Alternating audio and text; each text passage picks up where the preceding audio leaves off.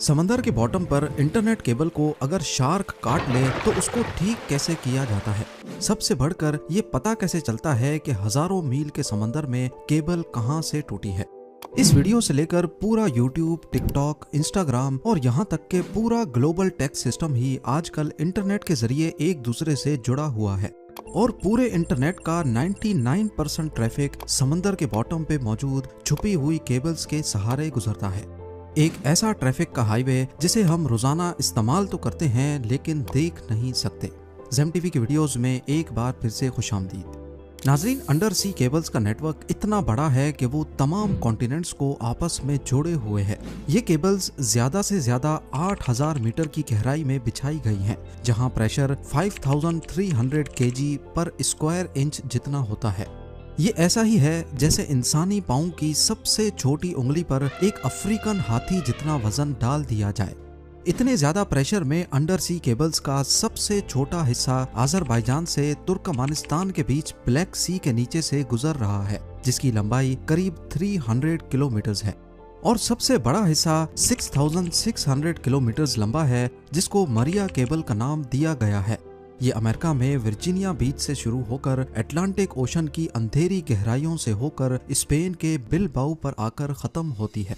बात की जाए दुनिया के तमाम समंदरों में बिछाई जाने वाली केबल्स की, तो कुल मिलाकर इन सब की लंबाई 14 लाख किलोमीटर से भी ज्यादा है। इतनी ज्यादा कि अगर इन केबल्स को हमारे सोलर सिस्टम के तमाम प्लैनेट्स और उनके मून्स के गिर्द लपेटा जाए तो फिर भी इतनी केबल बच जाएगी कि वो अर्थ का दोबारा से एक गोल चक्कर लगा सके। अब जाहिर है इतनी लंबी केबल्स, वो भी समंदर में 8000 मीटर की गहराई में बिछाना कोई हल्का काम तो नहीं है। सिर्फ 1 किलोमीटर सबमरीन केबल को बिछाने में ज्यादा से ज्यादा 25 लाख US का खर्चा आता है। तो अब आप खुद अंदाजा लगा लें कि 14 लाख किलोमीटर केबल बिछाने में कितना खर्चा आया होगा।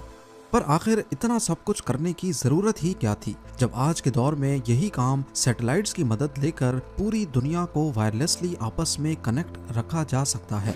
असल में देखा जाए तो पूरी दुनिया में 493 सबमरीन केबल्स मौजूद हैं। हर एक केबल 4000 टेराबिट्स का डाटा झेल सकती है, वो भी सिर्फ 1 सेकंड में। इसको यूं समझ लें कि सिर्फ एक केबल पर 8 करोड़ लोग 4K मूवी एक साथ स्ट्रीम कर सकते हैं और ऐसी 493 केबल्स हैं। इसके बरक्स यही काम अगर सैटेलाइट करेगी तो एक सैटेलाइट पर वही 4K मूवी सिर्फ 24,000 लोग एक साथ देख पाएंगे। अब लोगों की डिमांड्स पूरी करने के लिए होगा ये कि ज्यादा से ज्यादा सैटेलाइट्स इंस्टॉल करनी पड़ेंगी, जिसमें खर्चा भी ज्यादा होगा और मेंटेनेंस भी। सबमरीन केबल के मुकाबले में सैटेलाइट की मेंटेनेंस ज्यादा कॉस्टली भी है और मुश्किल भी, और अगर किसी वजह से सैटेलाइट में मेजर फॉल्ट आ जाए तो उसको रिप्लेस करने में 40 करोड़ US का खर्चा बर्दाश्त करना होगा। यही वजह है कि लाखों किलोमीटर की केबल समंदर के नीचे बिछाना सैटेलाइट या वायरलेस कनेक्टिविटी से ज्यादा आसान है। इस अंडर सी हाईवे में हर वक्त करोड़ों गीगाबाइट्स का डाटा ट्रेवल कर रहा है। इसका मतलब है कि ये हाईवे भी काफी चौड़ा होगा, यानी ये केबल्स एक आम घरेलू फाइबर ऑप्टिक केबल से ज्यादा मोटी होगी। पर ऐसा नहीं है। देखने में ये येलो और ब्लैक केबल एक होज पाइप जितनी मोटी है, लेकिन असल में इसके बीच से गुजरने वाली फाइबर ऑप्टिक केबल बाल जितनी पतली है।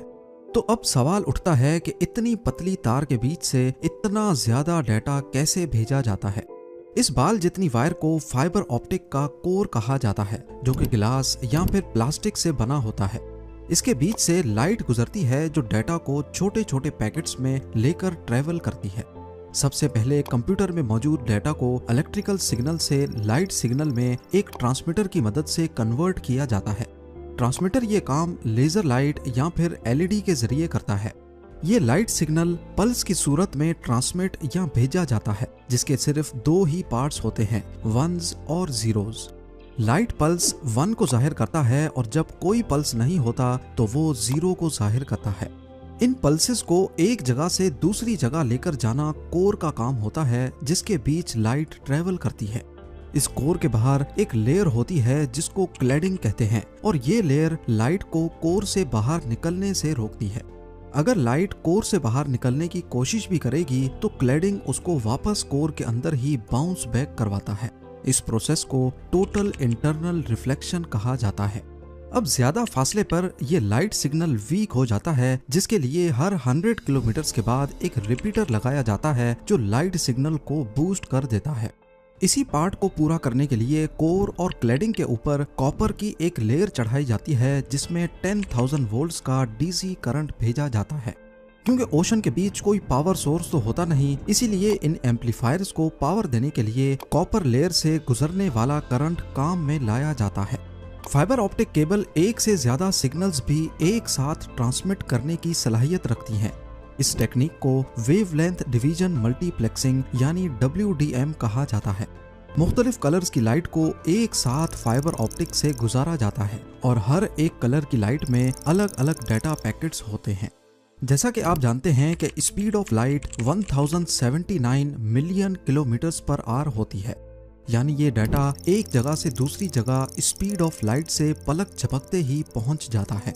हजारों किलोमीटर दूर पहुंचने पर यह डाटा फोटो डायोड या फोटो डिटेक्टर की मदद से दोबारा इलेक्ट्रिकल सिग्नल में कन्वर्ट होता है और फिर कंप्यूटर या मोबाइल डिवाइस उसे दोबारा रिकंस्ट्रक्ट करके ग्राफिक्स या फिर किसी भी फॉर्म में ले आती है।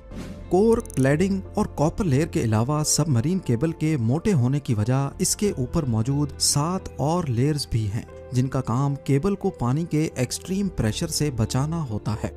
लेकिन इसके बावजूद भी ये केबल अर्थक्वेक्स, शार्क अटैक्स और समंदर के अंदर ही वोल्केनिक एरप्शन से डैमेज हो जाती हैं। लेकिन सबमरीन केबल के डैमेज होने की सबसे बड़ी वजह फिशिंग होती है।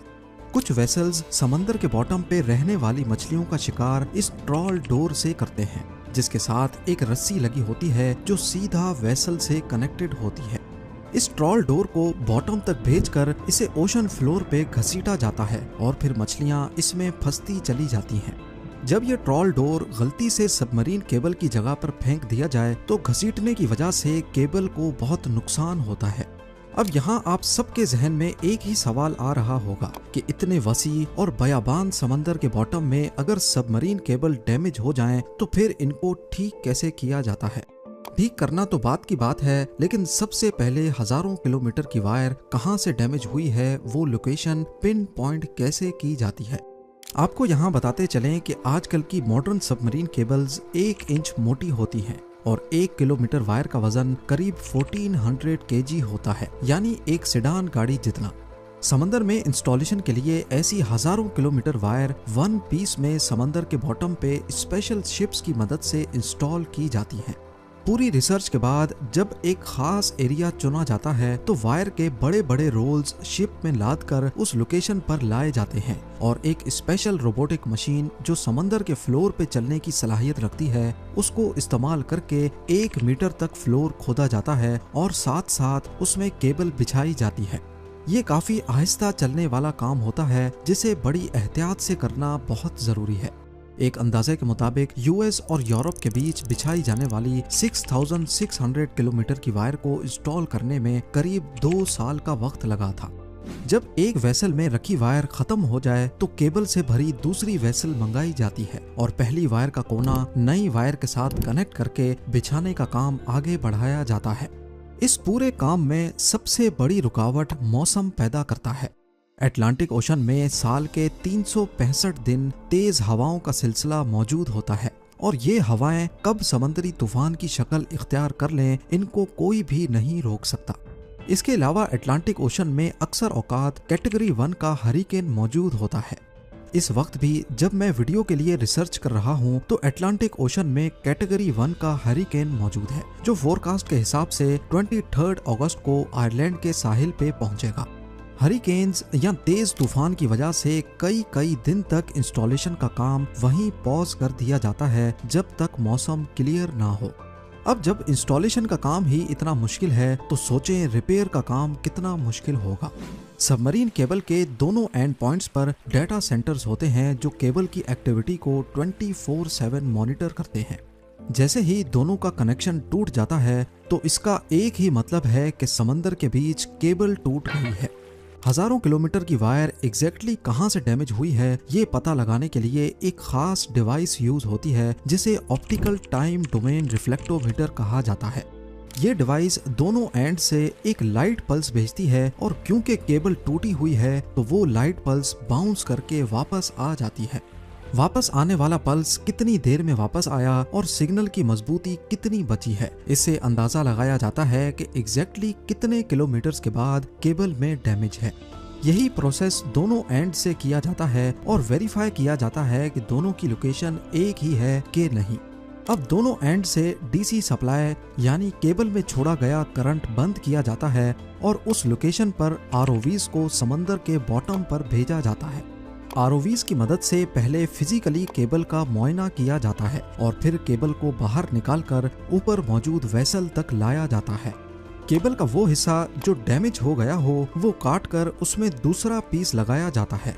फाइबर ऑप्टिक का कोर क्योंकि ग्लास का बना होता है, इसीलिए ये काम काफी एहतियात से करना होता है ताकि एक ग्लास दूसरे के साथ वैसे ही जुड़ जाए जैसे वन पीस में था।